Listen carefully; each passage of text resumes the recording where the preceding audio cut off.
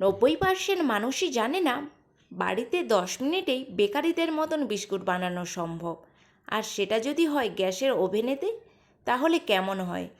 শুধুমাত্র 1 কাপ ময়দা দিয়েই বানিয়ে ফেলা যায় এতগুলো বিস্কুট। বিশ্বাস না হলে ভিডিওটা একবার দেখে যান। যেমন দেখতে সুন্দর তেমন খেতেও টেস্টি। বাড়ির সবাইকে একবার বানিয়ে খাওয়ান, তারা বুঝতেই পারবে না এটা দোকান থেকে কেনা না আপনি নিজের হাতে বাড়িতে বানিয়েছেন। বিস্কুটগুলো স্বাদে গুণে দোকানের বিস্কুটের থেকে কোনো অংশে কিন্তু কম হয়নি, পুরো পারফেক্ট।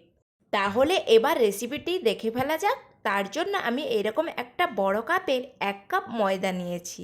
এরকম একটা ছাঁকনির মধ্যে দিয়ে ময়দাটাকে ভালোভাবে চেলে নেব। এর মধ্যে কোনো ডলা ভাব বা পোকামাকড় না থাকে তার জন্যই আমি এটা চালিয়ে নিচ্ছি। আর এখানে নিয়েছি ওই কাপেরই 1 কাপ গুঁড়ো চিনি। আমি এই কাপটার হাফ কাপ চিনি গুঁড়ো করেছিলাম। গুঁড়ো করার পর চিনিটা 1 কাপ হয়ে গিয়েছে। চিনিটাকেও একইভাবে এই ছাঁকনির মধ্যে চেলে নিতে হবে। আর এখানে নিয়েছি চায়ের চামচের 3 চামচ গুঁড়ো দুধ, আর নিয়েছি হাফ চামচ বেকিং পাউডার। এগুলোকেও একইভাবে এই ছাঁকনির মধ্যে চেলে নেব। আর নিতে হবে ওই একই কাপের 1 কাপ রিফাইন অয়েল। আমি তেলটা একই সাথে ব্যবহার করব না, অল্প অল্প দিয়ে ময়দার সাথে মেখে নেব। মাখার পরে যদি প্রয়োজন মনে হয় তাহলে আবার তেলটা ব্যবহার করব। তাই আমি হাফটা দিয়েছিলাম, তারপরে মাখানোর পর আমার মনে হচ্ছিল আরও কিছুটা তেল প্রয়োজন, তাই আমি এখন সবটাই দিয়ে দিলাম।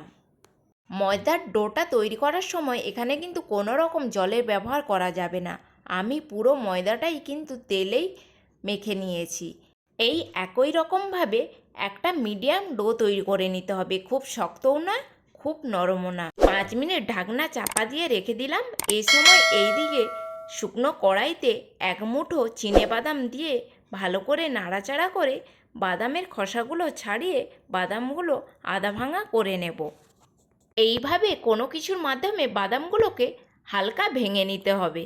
যেই পাত্রটা নিয়ে গ্যাসের ওভেনে বিস্কুটগুলো বসাবেন সেই পাত্রে এইভাবে অল্প কিছুটা রিফাইন অয়েল আগে মাখিয়ে নিতে হবে। এইবার বিস্কুটগুলো রেডি করার পালা। ডোটা আমি আরও একবার মেখে নিচ্ছি। তারপরে কিছুটা এইভাবে লিচি নিয়ে হাতের মাধ্যমে এইভাবে গোল করে হালকা হাতে হালকা চেপে নিয়ে এরকম চ্যাপটা চ্যাপটা করে থালার মধ্যে রেখে দিলাম। প্রত্যেকটা বিস্কুট এই একইভাবে আমি রেডি করে নেব। দেখেই বুঝতে পারছেন বিস্কুটগুলো আমি কিভাবে রেডি করছি। এইভাবেই চ্যাপটা চ্যাপটা করে থালার মধ্যে রেখে দিতে হবে। সমস্ত বিস্কুটগুলোই আমার একইভাবে রেডি করা হয়ে গিয়েছে। এই দিকে একটা পাত্রের মধ্যে ডিমের কুসুম নিয়ে নিয়েছি। ডিমের কুসুমটাকে এইভাবে ভালো করে ফেটিয়ে নিয়ে প্রত্যেকটা বিস্কুটের ওপর এইভাবে দিয়ে দেব। বিস্কুটগুলোর ওপর এই ডিমের কুসুম ব্যবহার করার কারণে বিস্কুটগুলোকে দেখতে কিন্তু খুব সুন্দর লাগবে। প্রত্যেকটা বিস্কুটের ওপর একইভাবে দিয়ে দিলাম। এরপরে সেই বাদাম ভাঙাগুলো বিস্কুটের ওপর একটু একটু করে সমস্ত বিস্কুটগুলোর ওপর দিয়ে দেব। ডিমের কুসুম দেওয়ার কারণে বাদামগুলো বিস্কুট থেকে ছেড়ে যাওয়ার কোনো সম্ভাবনাই থাকবে না। একইভাবে সমস্ত বিস্কুটগুলো আমার রেডি হয়ে গিয়েছে। এবার শুধুমাত্র গ্যাসের ওভেনে বসানোর পালা। গ্যাসের ওভেনেতে 10 মিনিট আগে একটা কড়াইয়ের মধ্যে এই বালিটা আমি গরম করতে রেখেছিলাম। 10 মিনিট পর গরম হয়ে যাওয়ার পর সেই বিস্কুট ভরা থালাটা কড়াইয়ের মধ্যে দিয়ে একটা ঢাকনা চাপা এইভাবে দিয়ে দিলাম। গ্যাসের ফ্লেম মিডিয়ামে রেখে ঘড়ি ধরে একদম 20 মিনিট বিস্কুটগুলো তৈরি হওয়ার জন্য আমি রেখেছিলাম। 20 মিনিট পর বিস্কুটগুলো আমার একদম রেডি হয়ে গিয়েছে। গরম অবস্থায় বিস্কুটগুলো একদম নরম থাকবে, তাই ভয় পাওয়ার কোনো কারণ নেই। বিস্কুটগুলোকে ঠান্ডা হওয়ার টাইম দেবেন। ঠান্ডা হয়ে গেলে বিস্কুটগুলো একদম জমে যাবে, একদম পারফেক্টভাবে থালা থেকে উঠে আসবে। আর গরম অবস্থায় তুললে বিস্কুটগুলো ভেঙে যাওয়ার চান্স থাকে। আর আপনার মনে হবে বিস্কুটটা এখনও কাঁচা আছে, কিন্তু বিস্কুটের মধ্যে কোনো কাঁচা ভাবই থাকবে না। ঠান্ডা হয়ে গেলে বিস্কুট একদম জমে যাবে।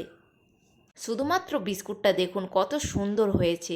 আর দেখতেও যেমন সুন্দর, খেতেও কিন্তু দারুণ টেস্টি। বাড়িতে অবশ্যই একবার ট্রাই করবেন।